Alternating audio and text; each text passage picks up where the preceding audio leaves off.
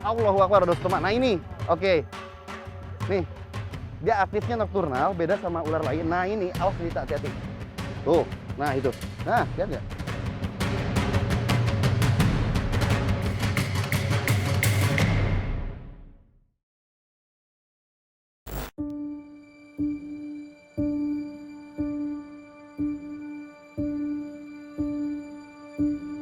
Ini malam ini ada rencana buat herping? Ada. Boleh ikutan? Jadwal kita memang malam ini ada.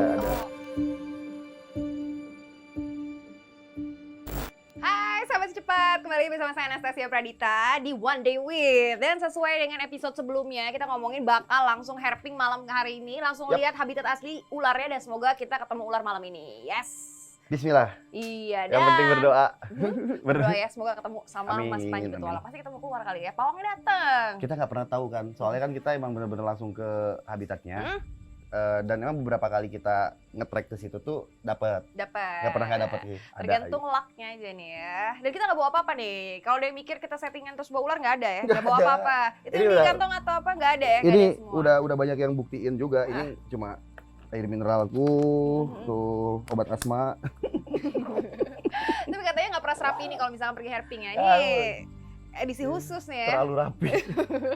untuk si cepat lah pokoknya mah istimewa udah. Pokoknya istimewa nih. Kalau Dita gimana nih? Udah ganti baju untuk episode kali ini udah sesuai Udah belum adventure nih? banget ini sih. Banget Celana gila. panjang ini penting, sepatu udah sepatu outdoor. Wah udah, flanelnya udah keren. Oke. Go. Kita udah siap. Oke, kalau gitu let's go.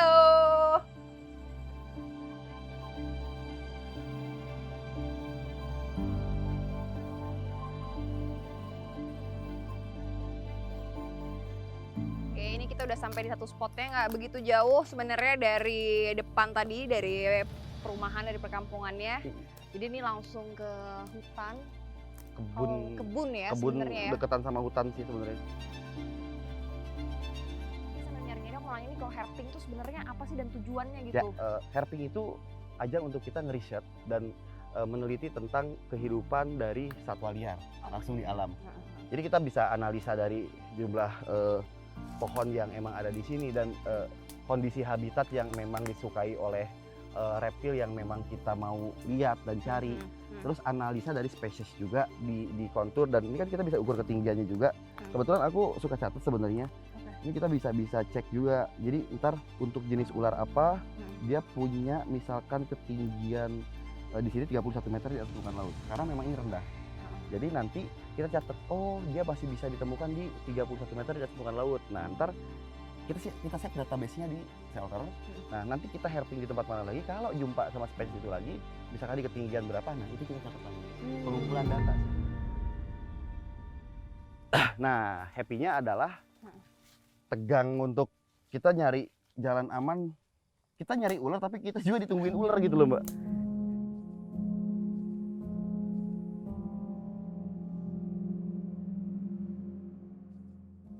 Terus peralatan herping yang Ya. harus dimiliki ini apa Nah sih? kebetulan aku bawa hook, maka Pak minta tolong dong hooknya. Nah ini dia. Jadi tongkatnya, hookernya dipegang. Jadi ini nanti kalau misalkan ada ular kita bisa nangkep sendiri. Oke, jadi ini bisa ngebantu buat ngambil yang ada di atas Ya. ranting gitu ya. Kayak gitu. Wih, kita lanjut. Paling lama berapa lama nih herping biasanya? Cepetnya 1 jam, lamanya bisa sampai seharian. Oh iya, Ada herping kadang- siang, ada herping malam. nyari selama itu karena nggak ketemu atau gimana tuh? Enggak juga, kita udah berbagai spesies nemu, banyak hal yang bisa kita temuin. Tapi kan nggak puas teh, terus nyusur. Apalagi kalau nemu spot-spot baru. Tapi Ini- pernah apa yang nggak ketemu gitu? Wah sering, beberapa kali juga kita nggak nemuin apapun. Terus kalau udah nggak ketemu gimana dong? Ya udah besok ntar balik lagi gitu ke tempat itu atau nyari lagi tempat baru. Mana? Nah itu dia, udah mulai ketemu satu yang lokal katanya. Wah ya ini bunglon pohon lokal. Ini spesies yang saat ini rentan sekali terhadap kepunahan. Kenapa? Karena habitat dia itu diinvasi oleh Calotes versicolor atau bunglon pohon ini. Coba. Ini nggak berbahaya sih, dia tidak berbisa dan golongan bunglon. Jadi kita tangkap harus ditangkap karena untuk analisa dan kita tahu ini betul atau bukan Beratosfera jubata. Ya. Sini. Itu bang. Ya. Yes. Gigit lagi. Tangkap Pak. Oh, Ya, dapet. ini. Dikunyah loh. Gak apa-apa, ini gak berbisa kok. Sakit ya bang? Lumayan. Nah ini salah satu yang Ya. Ini Brachycella jubata. Reptil masih golongan lizard dia. Kehebatannya adalah punya kulit yang bisa merubah warna. Selain untuk pertahanan diri dari predatornya, kulit kasar juga membantu mereka untuk manjat. Terus anatomi kayak kuku kita juga harus periksa 1, 2, 3, 4, 5 jari. Berarti masing-masing dia juga dengan 2 kaki depan pendek dan 2 kaki depan belakang lebih panjang. Kenapa sih kok gini? Ini buat loncat. Karena mereka arboreal, hidup di atas pohon, mereka butuh kemampuan untuk loncat dengan baik. Dan aku juga ini pertama kali ya bang ya, selama kita herping beberapa waktu ini di sekitaran tempatku, aku nemu ini salah satu hewan dilindungi juga ya teman-teman, udah masuk dilindungi dia. Jadi tidak bisa dipelihara dengan sembarangan, harus di breeding dulu, lebih baik kita lestarikan.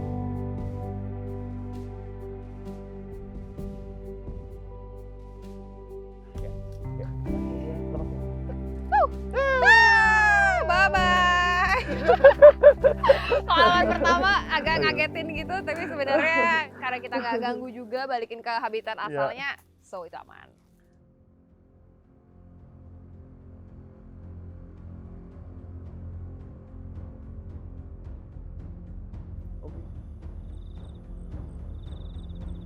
Itu ribut-ribut bocah-bocah mesti ular. Yeah. Allahu Akbar, Dostoma. Nah ini, oke. Nih, dia aktifnya nokturnal, beda sama ular lain. Nah ini, awas hati-hati. Dia Piper tanah. Ini ular yang bertanggung jawab harusnya atas kematian banyak orang di Jawa. Resiko kalau misalkan kita terkena gigitan ular ini, itu bagian tubuh kita bisa putus. Oh ya, dari Bisa putus. bisanya itu. Ya. Ini luar biasa karena dia ini aktif di malam hari. Mereka ini hewan nokturnal. Dan kalau siang mereka akan masuk ke semak-semak kayak gini buat sembunyi. Nah, mereka ini mengandalkan kemampuan kamuflasenya untuk berburu dan mendapatkan mangsa. Dalam kondisi kayak gini apa yang harus dilakukan nih? Kalau Nah, kita lagi jalan tiba-tiba ya. ketemu ular ini, Nggak usah diapa-apain teh harusnya. Jadi dia nggak akan nyerang kita. punten pinjam dulu tanggung. Jadi kalau misalkan ini aku sentuh baru dia reaksi nih. Tuh. Dan dia langsung depositionnya gini, Defensif gitu ya. ngebentuk huruf S dan dia akan ngelontarin serangan ke depan dan itu kayak ngedadak gitu. Nah dia punya taring panjang sekali. Jarak aman sama dia sih 1 meteran, itu aman. Dia nggak bisa terbang kok. Ini aku mau cek anatominya dulu, takutnya ada luka atau apa. Kita lihat. Jauh ini dia kayaknya belum makan ya. Maksudnya belum dapat makanan tuh. Kita bisa lihat dari bagian Dia cari apa bawah. nih? Biasanya tikus. Dia makan tikus ya. Dia makan tikus, burung puyuh kecil juga dia mau makan. Waktu itu jantan, Rhodostoma jantan. Beberapa viper tuh punya ini umpan pancing disebutnya. Nah ini ujung ekor itu berwarna coklat dan kadang kemerahan. Nah ini kalau kita ini. Nah ini metode berburunya dia kayak gini. Dia diam, kamuflase seperti ini dan dia akan ngangkat ekornya seperti ini dan ntar goyang-goyang. Kita pengen ngecek bagian ini gesit banget dan pintar banget buat lepas dari apa namanya dari septitus. Tuh, nah itu. Nah, lihat nggak?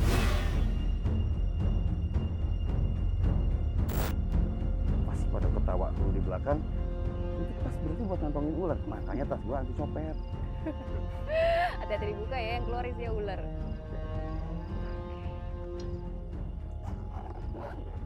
Wow. Tuh, Sudah aman. rescue. Jadi kita bawa untuk diamankan dari area kebun. Karena ini kebun soalnya.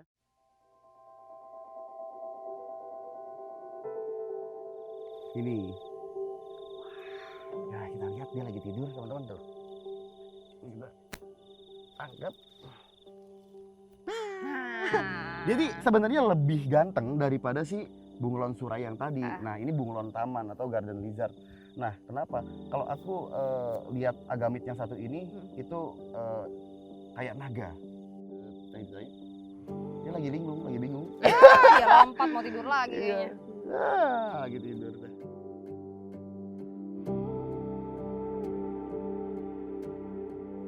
Nah ini ada kadal lagi sama yang kayak tadi ya? Wah, aku sebenarnya pura-pura gak lihat itu. Wah, tepuk tangan dong untuk Kakak Dita. Finally. Matanya udah mata herping. Sebelum herping, teman-teman tuh wajib paham dulu yang namanya track atau lokasi yang pengen kita explore. Jadi jangan Kuasai medan dulu satu. ya, jangan lihat kebun. Wah, ada ularnya nih, kagak tentu kayak gitu. Jadi harus menunjang untuk faktor kehidupannya si hewan itu juga, gitu loh. Jadi kayak adanya pohon yang mereka sukai buat nangkring, adanya kontur tanah yang mereka sukai buat kamuflase, itu menunjang juga untuk kita bisa dengan mudah menemukan ular atau hewan seperti jenis reptil di alam. Dan terakhir nih Mas Panji, Ya. tipsnya buat sahabat secepat yang pengen punya reptil gitu, pengen juga nyobain kehidupan di alam bebas seperti ini, apa sih tipsnya mungkin Oke. buat yang masih muda-muda pengen nyoba tapi takut bahaya juga gitu. Yang pertama adalah belajar dulu sebelum melihara. Sebelum memelihara hewan, kalian tuh harus ngerti yang namanya 5 prinsip kesejahteraan satwa. Dimana sebelum kalian pelihara hewan itu satu, hanya punya kalian sebagai keluarganya. Kedua, bebas dari rasa lapar dan haus ya tentunya. Ketiganya adalah kalian harus berikan mereka kandang sesuai dengan yang seharusnya, dalam artian luas, kenyamanan kandangnya, kebersihannya itu kalian harus perhatiin juga. Sisanya ya 4 dan 5-nya adalah tanggung jawab kita untuk si hewan ini, baik atau tidak kalian melihara.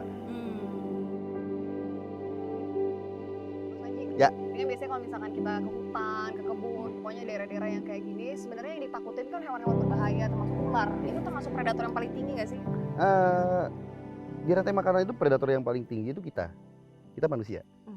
Ular ini dia medium predator sebetulnya. Oh gitu, justru kita yang paling di Ya. puncak kan ya? Untuk satwa sendiri, flora dan fauna, kalau kita lihat rantai makanan di lingkupnya flora fauna itu tertinggi elang sebetulnya. Untuk di satu habitat tergantung habitatnya baik lagi. Kayak di Sumatera kan harimau, itu Benar-benar tergantung top predator. ekosistemnya Ya. Misalkan ada zonanya king cobra kayak yang di Gurudug di kecamatan Gurudug sana, itu di Purwakarta juga itu di sana top predatornya king cobra. Karena ketika sudah sangat besar, mereka tidak ada yang makan lagi. Tapi mereka bisa dimakan sama manusia sebagai makhluk yang paling berakal dan hebat. Nah, jadi sebenarnya predator paling tinggi itu kita manusia ya, bisa mengancam ekosistem lainnya gitu ya, Betul. di bawah-bawahnya rantai makanannya. Oh, jadi hati-hati ya manusia, jangan-jangan kita takutnya sama ular, tapi justru kita juga menakuti hewan-hewan lainnya ya. Betul. Makanya kan aku jargonnya Panji petualang, bukan pecinta tapi pelestari. Saya perusak alam, peduli lestari.